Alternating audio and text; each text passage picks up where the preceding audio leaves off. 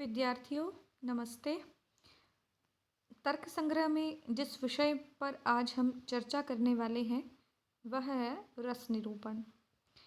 इससे पहले हमने गुण निरूपण जब प्रारंभ किया उसमें सबसे पहला पढ़ा हमने रूप के बारे में।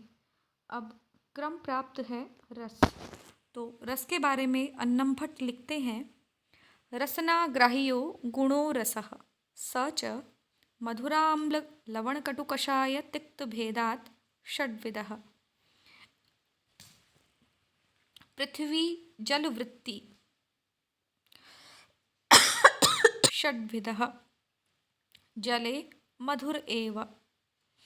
रसनाग्राह्यो, रसना का अर्थ होता है जिह्वा। रसनेन्द्रिय कहते हैं जीभ को। तो जीभ से ग्राह्यो ग्रहण करने योग्य गुणः, जो गुण है वह रस कहलाता है। गुण शब्द भी पुल्लिंग में है और रस शब्द भी पुल्लिंग में है। ग्राह्य, ग्रह धातु से यत प्रत्यय करने पर ग्राह्य शब्द निष्पन्न होता है। यत में से तकार की संज्ञा होकर हलंत्यम से य शेष रहता है और यह चाहिए अथवा योग्य अर्थ में प्रयोग किया जाता है। तो रसना जीभ से ग्रहण किए जाने योग्य जो रस है, जो गुण है, वह रस कहलाता है। तो रस चूंकि ये गुण है ही, ये तो निश्चित है ही।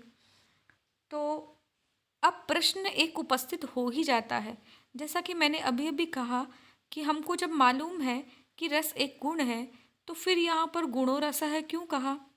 रसनाग्राह्यो रस ही कह देते कि रसना के द्वारा जो ग्रहण करने योग्य है वह रस है। तो कह रहे हैं कि इस प्रकार का लक्षण अगर हम कर देते तो यह रसत्व जाति में चला जाता। जैसा कि हमने पहले रूप के लक्षण में भी इस बात को समझा था, अब एक बार फिर समझ लेते हैं।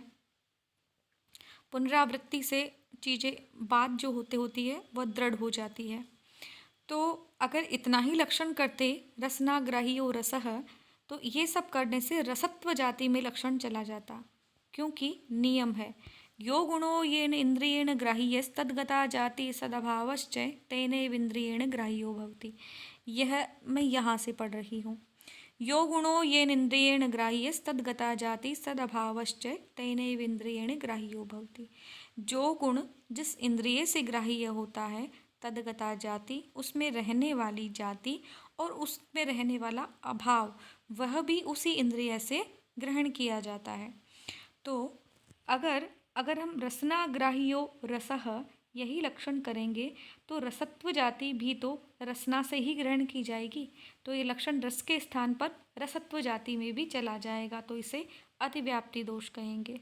तो रसत्वे अतिव्याप्ति परिहाराय यहाँ पर गुण पद को रखा गया है। तो कहा कि ठीक है, आप ऐसा की बजाय लक्षण में ये कर देते।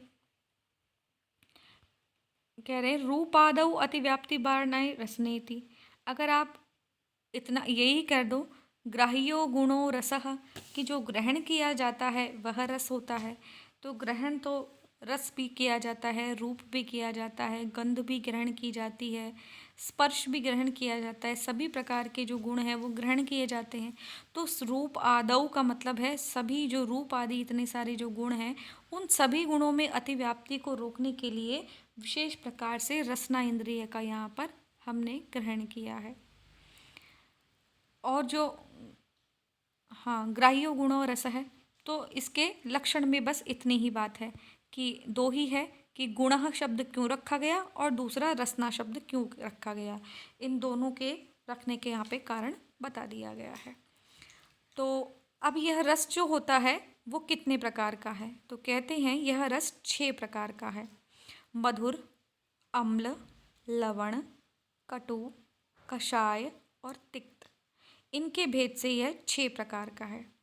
अब देखिए, मधुर यानी मीठा, अम्ल का मतलब होता है अम्लीय, जिससे हम जैसे आप लोग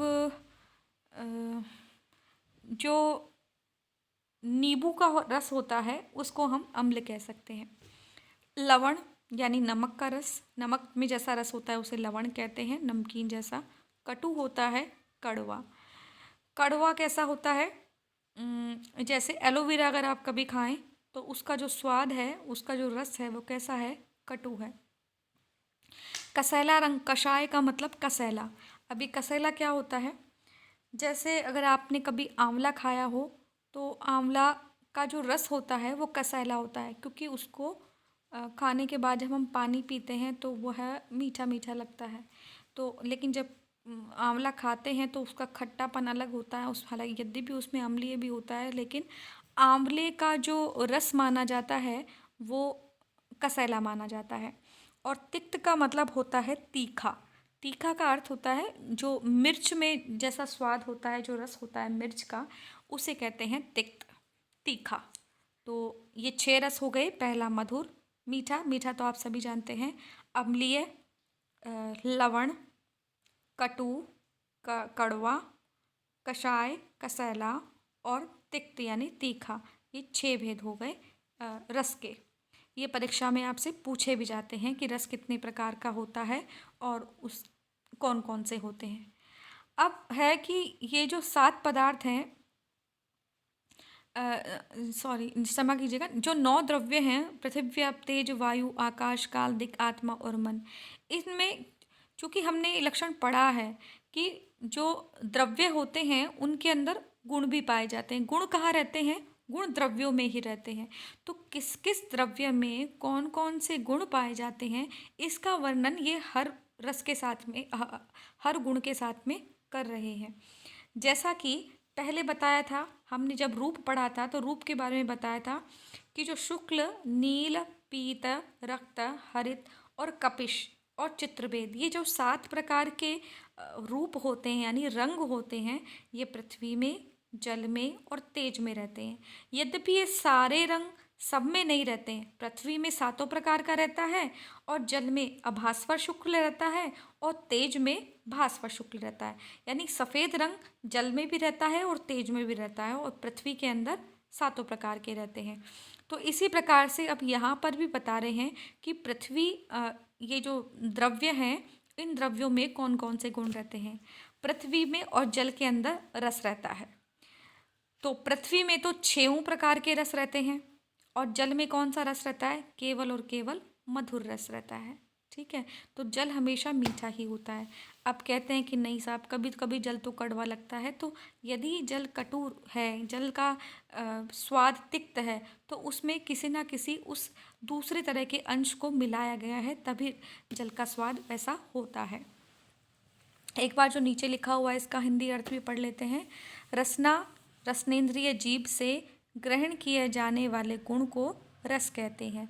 सच, और वह मधुर, मीठा, अम्ल, अम्लीय, लवण, नमकीन, कटु, कड़वा, कषाय, कसैला, तिक्त और तीखा के भेद से षड्विधः 6 प्रकार का होता है। पृथ्वी जल वृत्ति, यह रस केवल पृथ्वी और जल में रहते हैं। उसमें भी तत्र, वहाँ पर भी, पृथिव्याम, पृथ्वी में, षड्विधः 6 प्रकार का है रस रहता है। जले और जल में तो केवल एव यानी ही, मधुर ही रस रहता है। तो रस निरूपण के बारे में यही लिखा गया है। अब आप को कुछ अभ्यास प्रश्न दे रही हूँ मैं यहाँ पर, इनके उत्तर लिखकर मुझे व्हाट्सएप के द्वारा शेयर करने हैं। पहला प्रश्न है, कार्य रूपम तेजः कतिविधः। उसके आप कितने प्रकार का है और भेदा नाम निरूपण भी, भेदों का निरूपण भी आपको करना है। वायोः लक्षणम किम, वायु का लक्षण क्या है यह बताना है। पंचवायोः नामानि लिखत, 5 वायु कौन कौन सी है उनका नाम लिखिए और वह क्या कार्य करती हैं वो भी आप वर्णन इसमें कीजिएगा। आकाशस्य लक्षणम किम, आकाश का लक्षण क्या है बताइएगा। आत्मा कतिविधः, आत्मा कितने प्रकार की होती है। और जीवात्मा कति संख्यका, और जीवात्मा कितनी संख्या में है, उसकी संख्या क्या गिनाई गई है अन्नम भट्ट के द्वारा तर्क संग्रह में, इसको भी आप लिखिएगा। अगला प्रश्न है, रसनाग्राह्यो गुणः कः, रसना के द्वारा ग्रहण किए जाने वाला गुण कौन सा है। विभुत्वम नाम किम, विभुत्व किसे कहते हैं उसका लक्षण लिखना है। मूर्तानि के द्रव्याणि, मूर्त जो द्रव्य हैं वे कौन कौन से हैं उनका नाम लिखना है आपको। आत्मनः लक्षणम लिखत, आत्मा का लक्षण लिखना है। और रूपम कतिविधम, रूप कितने प्रकार का होता है इसके बारे में आपको लिखना है। आज की कक्षा में इतना ही। अगले वीडियो में हम नए गुण के साथ में फिर चर्चा करेंगे। धन्यवाद।